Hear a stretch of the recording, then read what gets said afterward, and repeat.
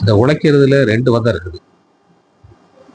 கடினமான உழைப்பும் கவனமான உழைப்பு.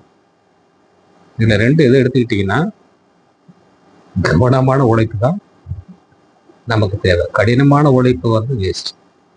ஏன்னு கேட்டீங்கன்னா ஒரு 50 ரூபா 50,000 சம்பளம் வாங்குற மாதம் அதே சம்பளத்தில் ஃபேமிலி மைண்டன் மட்டும் போயிட்டு அப்படியே வேலை பார்த்துட்டு கடைசி வரைக்கும் அப்படியே இருந்தால் அது வேஸ்ட்.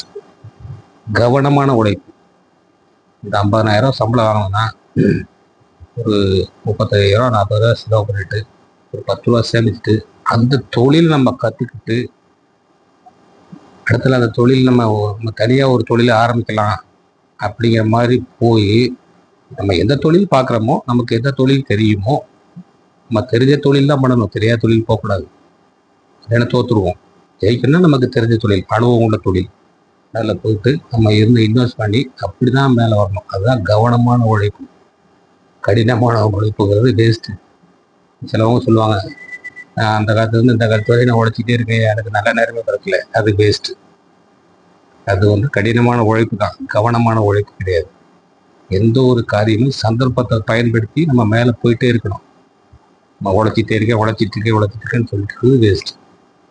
நம்ம எந்த கெட்ட பழக்கம் இருக்காது, ஆனால் உழைச்சிட்டே இருக்கம்பாங்க. ஆனால் அது வேஸ்ட்டு. கவனமாக உழைச்சி நம்ம சான்ஸை பயன்படுத்திக்கிட்டு நம்ம மேலே வரணும். அதுதான் கவனமான உழைப்பு. இந்த உழைப்பு இருந்தால் நீங்கள் வாழ்க்கையில் முன்னேறிடலாம்.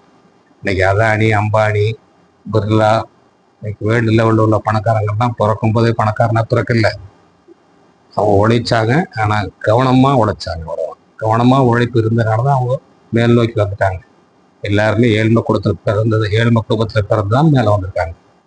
புரியுதுங்களா? அது மாதிரி நீங்கள் அழகாக உங்ககிட்டயும் ஒரு திறமை இருக்கும், உங்ககிட்டயும் ஒரு நல்ல திறமைகள் இருக்கும். எல்லாருடையும் திறமைகள் இருக்குது.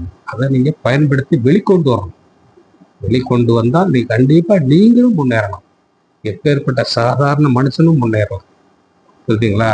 எல்லார்கிட்டையும் திறமைகள் இருக்குது. அதை நீங்கள் பயன்படுத்துறதுக்கு முயற்சி பண்ணால் அந்த எனர்ஜி உங்களோட சேரும்போது நீங்கள் மேலே வந்துடலாம். இதுதான் வாழ்க்கை. சும்மா கஷ்டப்படுறேன் நினச்சிட்டு வாழ்க்கையை வீணடிச்சிடாதீங்க. வணக்கம்.